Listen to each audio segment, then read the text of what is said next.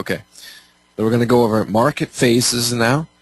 Market phases comes from originally Wyckoff material of accumulation, distribution, so on. And then we have a level called an automatic rally, automatic support. We'll be looking at that. And also the test. Let's see if we can get all that in here. The low volume test. Okay. So I'm going to run through these phases. Now this, simply looks like a downtrend. We're calling it a markdown phase, but there's ways of determining the phases besides just highs and lows. Volume being a big part of it. So, as we've already seen, imagine this is a 1-hour chart. And at this point, as we know now, this signifies strength and buying, right? That's smart money. Although they didn't do it sooner, at this point, these low prices attracted them to buy. Profit-taking, demand coming in, buying coming in, as we know. So we see that reaction to the high volume off the low price. So that's our typical, as we've seen, stopping volume or climactic volume is really what we're looking at when we're talking about counter trend. That's what we're starting with here. So markdown or downtrend, and we're looking at buyers coming in. It's a good place to start because this does show, it's a little more intricate and it reveals a lot about how smart money operates and gives opportunities to trade. So now we see strength coming in off climactic volume. Now when if you're going counter trend, you do want to see very high volume. If you're going with the trend, not as high as required. We'll see more examples so you really know what you're looking for. Ideally, in this situation, you'd see volume higher than anywhere throughout the trend. But maybe it's not always perfect. Maybe there was a lot of selling, at some point earlier, and so on. But we do want what's called climactic or ultra-high volume if we're going to consider counter trend. And again, that makes sense because if the price is moving down, we want a lot of buyers to come in, a lot of activity at that low price, particularly to tell us that we'd rather be buying. And of course, we don't want to look to sell once we see that. No matter how good this downtrend may appear, all that buying tells us we no longer look to sell. So you can see that volume leads the way still, even though prices, are just making lower lows and lower highs. We see a difference here where we would no longer be looking to sell. Okay. So that's a markdown, switching over into accumulation. So markdown here, and this basically begins the accumulation phase. Understandably, right? The smart money is accumulating long positions. So typically, you're going to get a bounce here, and it's going to create a little resistance level. It's more rare, or less common that you're just going to go up in a straight line. I mean, if you look through your chart, it's constantly zigzagging. So only maybe the aggressive buy entry at this point would get you in if it just kind of shot up quickly, But typically, there's patterns that we can look for and stuff to give us higher probability trades. Let it come to us, be more patient, kind of stuff. Higher probability, more conservative. And we'll see as we go through aggressive versus conservative style entries and how to go about that. So what I want to highlight here is the first level of resistance after the strength. So that's the automatic rally, or the AR, we can call it automatic rally. And that comes from Wyckoff material. So to give it a clear definition, right? Everything I want to make black and white, no question about it. What is it? Define it in a few words, one sentence. So the first level of resistance, that sets up after strength. So here's our strength, price moves up, and at what point are we able to spot this level of resistance? Of course, about here. So as price pulls away, you can even use a 50% marker to say, okay, we've pulled away enough. We've pulled back enough to say we have a resistance. At what point do you say that? So that does help you if you do a fib from this low to high and you see a 50% retracement. So you've lost 50% of the move. You can call that, a resistance. And typically this is an area where they're testing for sellers, so we're going to get into that. And this is an area that's not random as far as after strength, a level of resistance. It's typically not a random level. It's even a level that you could predict ahead of time using tools that we already went over. So, but we'll see examples of that. So First level of resistance after strength is called the automatic rally. At this point in the chart, we can mark that. We can put a line on our charts and mark that. You can even draw a box over the pin area there, right? So we have our level of resistance, automatic rally. We have our strength. Now, again, before I get into the entries, we want to more understand smart money, track them. Okay, so this is a test for sellers. Again, let's make it in this example, which very often happens. Just look at your chart. You'll see this stuff all over the place. That this, as we said earlier, previous support becomes resistance. Here's our previous support as we move along. Very obvious support. And on the bounce off the strength, the automatic rally, the first level of resistance, ends up being that support turned resistance. So we already could have had that line there drawn in advance. You know, maybe it's a previous day's low. Again, it could be a 1 hour chart. Your previous day's low, you break it, you're coming back to that level. Okay, so you know it's usually very obvious. So and again, you see it happen at areas where that could be a previous support. It could also be the daily pivot of the previous day, and so on. So using those tools could be a fib. So using those tools, it could be an upper trend line. So it's very easy to predict. It could be the 50 EMA. That's very common. The 50 EMA on the 1 hour chart, right? It's coming through here. You're moving average. You can draw that in kind of. 50 EMA gets tested there and acts as resistance as well. Very common. So in this case, you're making sense of it. You're saying you're looking at the same potential areas they are for this to occur. So again, you're mapping it out here. So now that that's occurred, the automatic rally, it's an important level going forward as we're in our accumulation phase. So let's continue and show what often happens as price can go into a range here. Now, this is a very common pattern. It doesn't have to do this, and there could be opportunities sooner. But again, this is a common pattern and something that really reveals a lot about how smart money operates. Okay, so now we're testing for sellers. Now, what does that mean, right? Smart money bought here at a low price in large amounts against that selling. Price rebounded, rallied, and that's your resistance that's formed.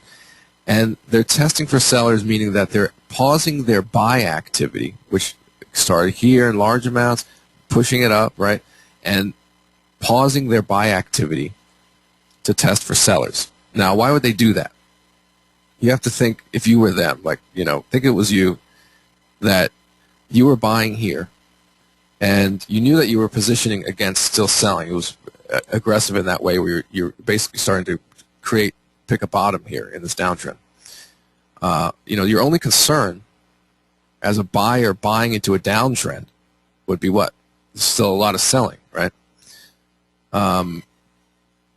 Smart money isn't so all-powerful that they're constantly manipulating the market 24 hours a day and just swinging price around wherever they want. That's not what's going on. There are times of concentrated, periods of time where they are manipulating and so on, but it's a give and take with what's going on with the rest of the market. So, of course, their concern is if there's a lot of selling, do they want to continue to build these long positions? Do they want to bail out? They need that information. So if you're buying in the market, you want to know what the selling activity is like. So we test for sellers to find out at places that you could predict. Again, this is going to be clean stuff most of the time. If it's not clean, you may want to skip it, or you may have enough other things telling you besides this. But you'll see how good you are at predicting it through using Confluence. So testing for sellers. Now, in this case, we could simply have a very low volume, small move, and then continue up. But in this case, I want to show a little more activity and understand. So we test for sellers, and what happens here? We've come back to the previous support. Real simple. Always be aware of support resistance, and we're coming back to test that support. Now, this indicates to us, as buyers or potential buyers, that there is a moderate, still, a decent amount of activity to the sell side. There's selling coming in still. We didn't, go shoot up in a straight line of complete lack of selling. We didn't do a small low volume test and continue. It didn't do a fib retracement and continue. This signifies to us, if it can double bottom, there's still some active selling, okay? So you're a buyer, and testing for sellers here, you'd be patiently waiting to see how this stuff is occurring. Now, one thing I want to point out here is the volume. So let's make that sort of medium volume there, and that represents a good, healthy situation where we can still look to buy.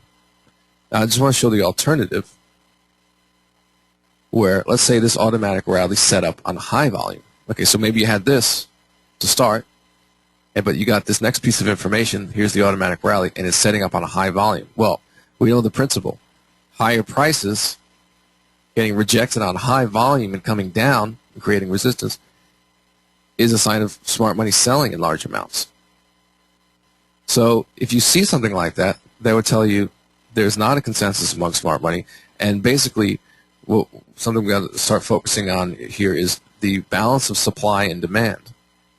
So as we test, we find out, and we're looking at the balance of supply and demand, sellers and buyers. Demand is buyers, sellers is supply. Supply is sellers. We just use those terms. So we've borrowed a lot of terms from here and there. So again, demand, right? Buyers become very active here.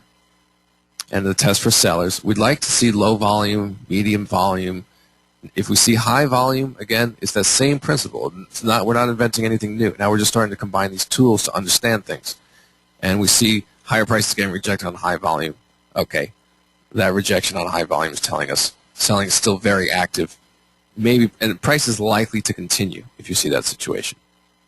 At least what we want to say is it's not a opportunity to buy if that occurs. Okay. So, on the other hand, you could have low volume there, particularly low, and that's a good sign. That's really tells you as a buyer, and low volume on this as it comes off of this area, generally just lower, So you get a sense. Okay, we're still talking about concepts, reading the chart, reading the buyers and sellers, the activity of smart money, the balance of supply and demand, and honing in on those imbalances. So in this case, we see an imbalance in supply and demand. Large amount of demand, small amount of supply. If there's a balance in supply and demand, then it's not a high probability move. Okay, the more imbalance, the better. Lots of buyers, very little sellers, price is going to go up. Okay, so imbalance here. And in this case, though, let's say there's enough sell activity to bring it down and test this support again. What would we want to see? Now, a concept that I have discovered is the sustained versus the temporary accumulation, or buying and selling. In this case, buying. So if price comes down to this level, what do we want to see ideally to still look to buy and still consider this long situation, or to still consider this accumulation phase and have volume agree with that, saying that smart money is buying? What do we need to see? An increase in volume. That doesn't have to be ultra high. It's typically not going to be as high as the first volume most of the time. It's going to look something like this most of the time, like that. This is a good, healthy, regular situation. So it could be higher, but I like to see the increase there. And, of course, the rejection. So that shows the same concept again. Lower prices, in this case, support, attracting buyers. Higher volume, and a bullish reaction. Right, the result. Very often you get a fake breakout pattern. So a little below that support. And if you do get a fake breakout and you actually break that, again, you want to see the higher volume and the low price. And what confirms a fake breakout? You get a candle close back inside the range. Whether it's a 1 hour chart or a 5 minute, we're saying this is a 1 hour chart. So for our overview and direction of where we're looking for trades on smaller time frames, breaking here, we want to wait. Closing back inside the range, let's say a 1 hour close back above that support, rejecting on high volume off of that fake breakout. Now we've confirmed the fake breakout by closing back inside the range. So very often that'll happen as a good sign that the lower prices attracted buyers, right? But the fake breakout pattern is something that we're going to see consistently.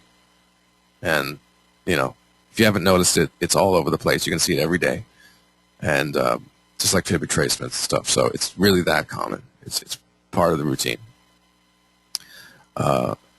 Maybe half my setups have that, or just it's so common that the last thing you want to do is take a breakout. And you can imagine what goes on here.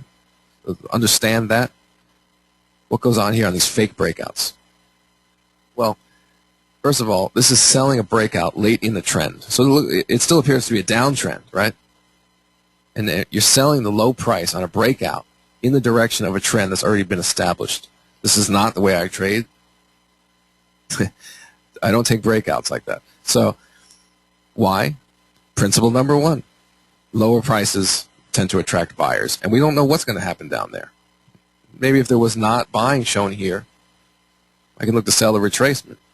But particularly buying shown and going into new ground, we don't know what buy orders, lower prices attract buyers. Okay, maybe. We just don't know. It's not. It's too unknown down there. So that's not the way smart money does it. We're a step behind if we do that.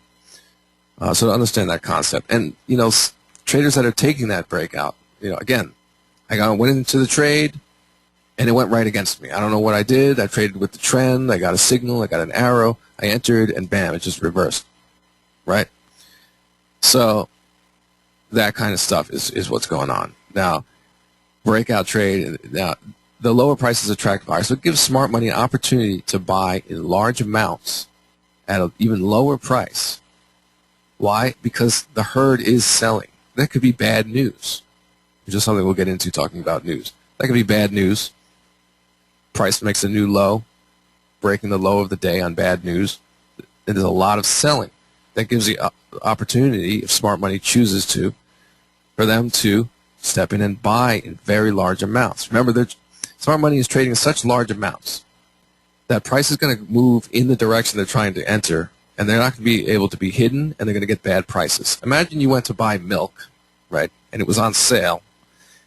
And as you're paying for one and then paying for the next, and you're buying 5 of them, the price keeps going up. You're marking up price. That's how much they're affecting the markets, right? So they don't want to do that. They want to buy at a low price. So if there's a lot of selling, say on a breakout in the direction of the trend, maybe on bad news, they can buy a lot down there. There's a lot available for sale. There's a lot of selling.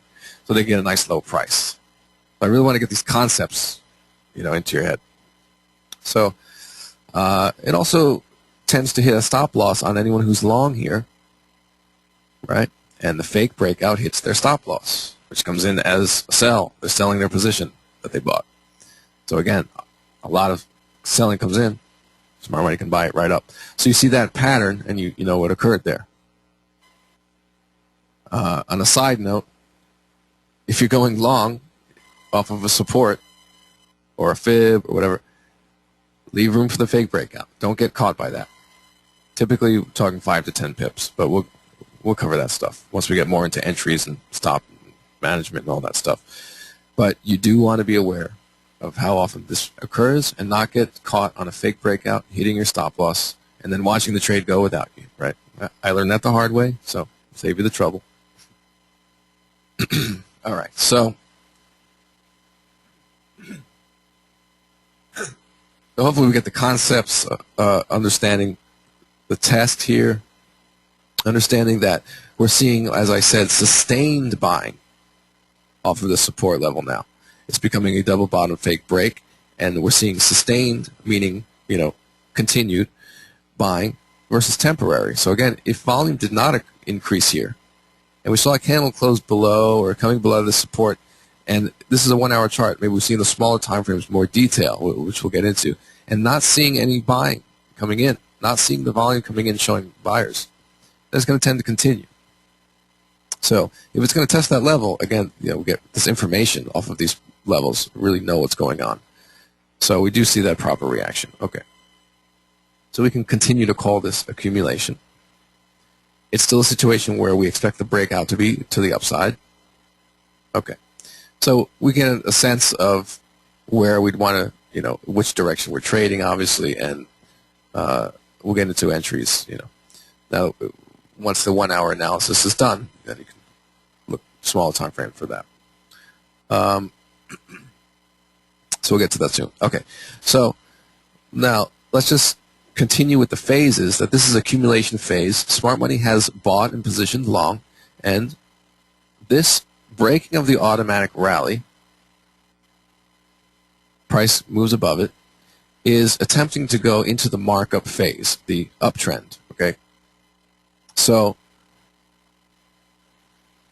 this marks a point at which we're switching over. So this is a concept that, this is something I discovered. I pieced it together from some information that was out there, but again, I like this black and white stuff, simplifying, getting down to the point. Okay, smart money works in two ways. There's two ways in which they enter the market. Not three, not one, and they're night and day. They're black and white. So, we're talking about a big entity, bank, how they would do their activity throughout this situation. Okay. Way one. We've talked about that a lot now. So buying into down moves. Okay. Positioning long. Buying in a way that does not mark up price. They're not creating an uptrend yet. They're pre-positioning, anticipating the move is coming later. That's way one. Second way. They're entering in a way which intentionally marks up the price. When they buy, they want the price to go up. When they buy here, they want to try to buy low, stay hidden. They're not trying to create uptrends yet. Momentum, highs and lows, whatever you want to call it. They want those low prices. In this case, they're entering in a way to help now this is making a lot of sense, because if they're positioned long here, they want to try to push that now that they've gone into the uptrend finally here. They want to push it as much as possible. It's in their best interest to do that, obviously, right? So this is really how to maximize, pulling money out of the market, right? You're not manipulating every move, but you're working this market to make the most money, right? So this is what they're doing. So, people say they're greedy or whatever. This is just the proper way to work any market, understanding supply and demand, the imbalances. So pre-positioning is way one. Way two is the marking up or marking down of price intentionally. So they enter long and they want it to go up. Okay. So this marks the switch over from that way one to the second way. This is the switch over, the break of the automatic rally. Okay. So this marks the computers, right, switching from buying and matching sell orders to pushing price up, testing for sellers, not seeing many. Okay, going for it, pushing it again further, pushing it up to a resistance, pausing, testing at that resistance, seeing a lack of sellers, or seeing some selling, maybe they'll buy into the down movement, and so on. So we're into the markup here at this point officially. Now, just to point out reality here, the variations that can occur. I'm not going to just show you this one clean way. The point is the tools work, What if you see high volume there off a high price and there's a bearish reaction, right? What does that tell you? That the markup is likely to fail. So higher prices attracted sellers, right? We tried to break out, but the volume was high and we came back in. That really closes the deal, right? So in this case, we expect the markup to fail. We expect it's probably going to go lower. Maybe these buyers are going to bail out, and this is going to continue down, right?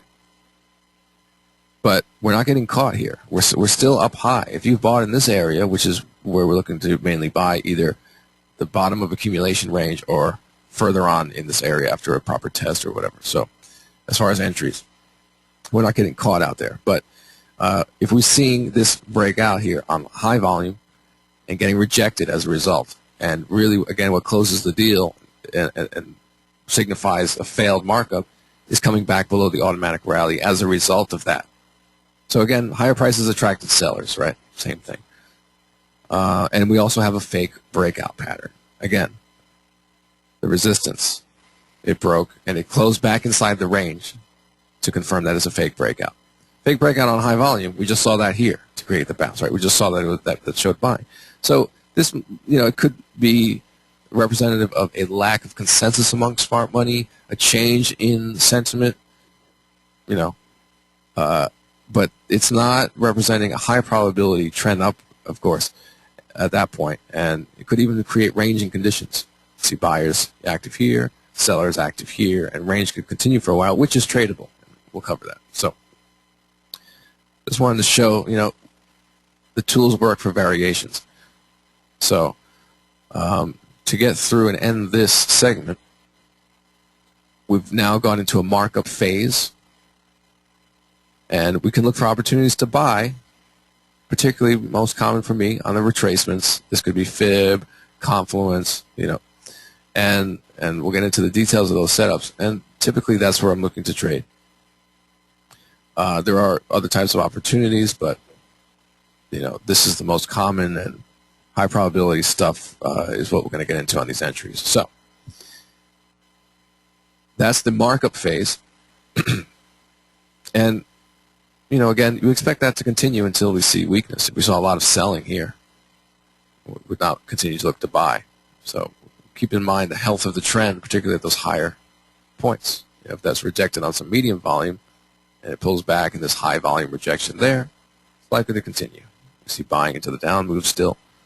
And we don't see higher prices attracting sellers, or do we, right? So we get to judge the health of that markup as it goes, see if we expect it to continue, and look for our entries or not. Now, last thing to mention about the phases is this is reaccumulation, again, up during the markup, and this is redistribution. Now, distribution is basically the opposite of accumulation. So, we're up here, we're seeing high volume, and smart money selling, building up sell positions over time. Supply coming in is also what it's known as, selling, supply coming in. So high prices, you can see some high volume. You may go into a range, or you may reverse the trend from there. And, that's distribution. So accumulation, distribution, markup, markdown. And again, these retracement points during trends, uptrend, markup, retracement points that attract buyers during an uptrend is reaccumulation. Reaccumulation.